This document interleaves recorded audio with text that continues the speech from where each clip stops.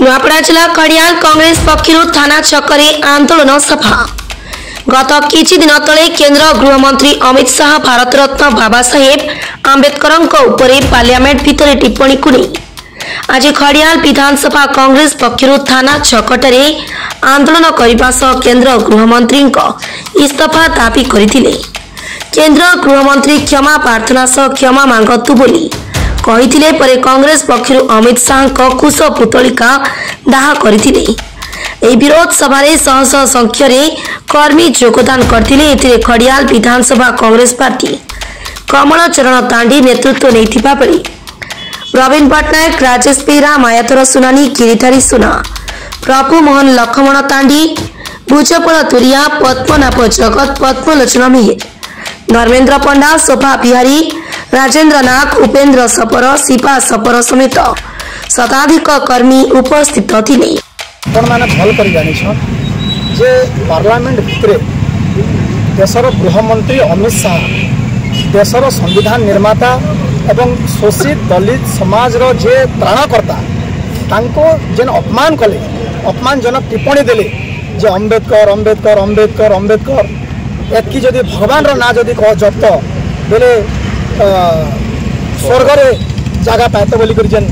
टिप्पणी देछन आमे भाबुछु एटा बाबा साहेब अंबेडकर एवं हजार लक्ष लक्ष दलित संप्रदायर लोक मानकर संगे जेन जहार लगी बाबा साहेब अंबेडकर संविधान रे अधिकार देले, न्याय देले, से आमर भगवान है। अंबेडकर होचन आमर भगवान आ आमर भगवान प्रति जेन पार्लियामेंट भितरे गृहमंत्री अमित शाह टिप्पणी देछन, अपमानजनक टिप्पणी देछन, तार लगी आज आमे विरोध प्रदर्शन करिथिलु एवं आमे दाबी करूछु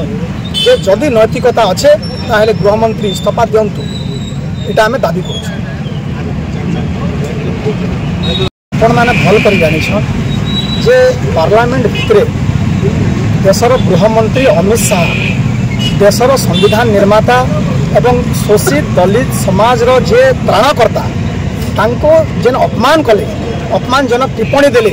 जे अंबेडकर अंबेडकर अंबेडकर अंबेडकर एतकी जदि भगवान रो ना जदि कह जप्त बेले स्वर्ग रे जगह पाएत बोली कर जेन टिप्पणी देछन आमे भाबुछु एटा बाबा साहेब अंबेडकर एवं हजार लक्ष लक्ष दलित संप्रदायर लोक मानकर संगे जेन जहार लगी बाबा साहेब अंबेडकर संविधान रे अधिकार देले, न्याय देले, से आमर भगवान है। अंबेडकर होचन आमर भगवान आ आमर भगवान प्रति जेन पार्लियामेंट भितरे गृहमंत्री अमित शाह टिप्पणी देछन, अपमानजनक टिप्पणी देछन, तार लगी आज आमे विरोध प्रदर्शन करिथिलु एवं आमे दाबी करूछु जे जदि नैतिकता अच्छे ताहेले गृहमंत्री इस्तीफा दियंतु, एटा आमे दाबी करूछु। गृहमंत्री अमित शाह से पार्लियामेंट भितरे बाबा साहेब अंबेडकर संविधान निर्माता को विषय रे जे भलिया से आपत्तिजनक टिप्पणी उठाइले एवं अपमान देले सेठा देश पाई शोभनीय ने सेति आमे कांग्रेस पार्टी खड़ियाल तरफ तांकर पुतलिका आमे दाह कलु एवं विक्षोभ प्रदर्शन कलु। जो बाबा अंबेडकर देश को जनसाधारण को न्याय अधिकार देले तांकर विषय रे ए भलिया बार बार पार्लियामेंट भितरे अमित शाह बीजेपी और आरएसएस रो लोक माने ए भलिया टिप्पणी देवा दुर्भाग्यजनक। सेति पई आमे कांग्रेस पार्टी तरफ तांकु आमे इस्तीफा दियन आउ देशवासी को से क्षमा माग बोली आमे आज दाबी कलु एवं तांगर कुश पुतलिका आज आमे दाह कलु एवं विक्षोभ जणाइलु। नुआपड़ा जिलार ओम प्रकाश चौधरी रिपोर्ट, साई सत्य न्यूज।